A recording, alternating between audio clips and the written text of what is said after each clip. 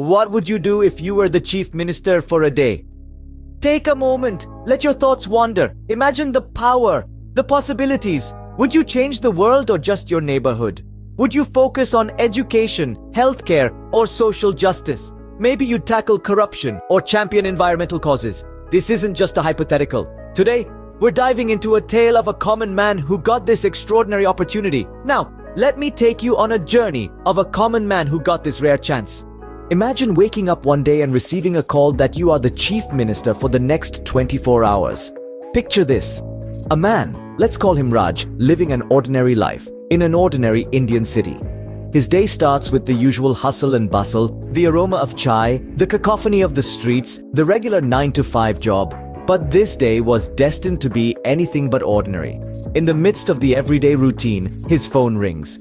A strange number flashes on the screen. He picks up, and on the other end, a voice proclaims, "Congratulations, Raj! You are the chief minister for the next 24 hours!" Now, you can imagine the disbelief that washed over Raj. He laughed it off, thinking it's a prank. But as the reality sank in, his heart pounded with the weight of the unexpected responsibility.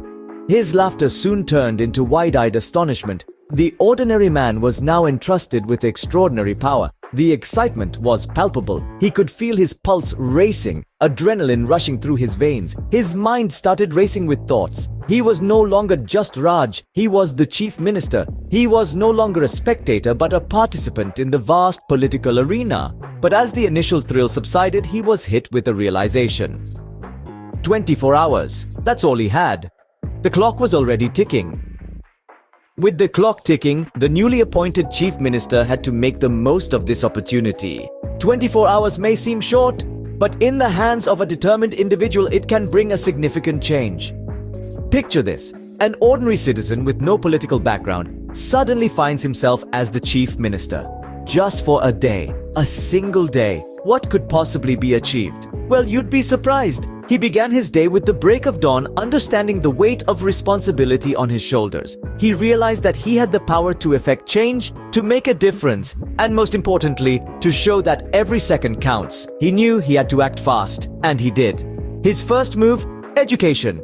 He understood that the root of all progress lies in empowering the youth. So, he streamlined resources to provide better educational facilities and to ensure that no child was left behind.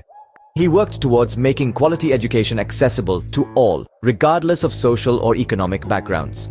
Next, he turned his attention to healthcare. He worked tirelessly to improve the existing healthcare infrastructure. He made sure that adequate medical supplies were available in remote areas and that every citizen had access to basic healthcare. Then, he addressed the issue of corruption. He implemented stricter laws and enforced penalties, sending a clear message that corruption would not be tolerated. He made it a point to lead by example, ensuring transparency in all his actions. What's more, he didn't forget about the environment. He launched initiatives to promote sustainable living, understanding that we must protect our planet for future generations. He encouraged citizens to reduce, reuse, and recycle, emphasizing the importance of every individual's role in conserving our environment. But perhaps the most significant action he took was to listen. He listened to the people, their concerns, their needs, their hopes. He made it clear that their voices mattered, that they were not just spectators, but participants in the governance of their state. As the sun set, our chief minister looked back on a day filled with accomplishments and challenges. A day that proved that even in the span of 24 hours, significant change can be brought about by a determined individual. The day ended, but the ripple effects of his actions continued. As the sun set, our everyday man turned chief minister took off his metaphorical hat, leaving behind a day's worth of decisions that shook the very fabric of the community. It was as though he had touched a still pond, and the ripples were just beginning to spread. You see, his perspective was not that of a seasoned politician, but of an ordinary individual. He understood the struggles of everyday life, the hardships of the common man, the dreams of the youth, the concerns of the elderly. His decisions were not based on political strategy, but on empathy, on understanding, and on a deep-rooted desire to make a difference. He prioritized education, understanding that it was the cornerstone of a prosperous future. He invested in healthcare, recognizing that a healthy population is a productive one.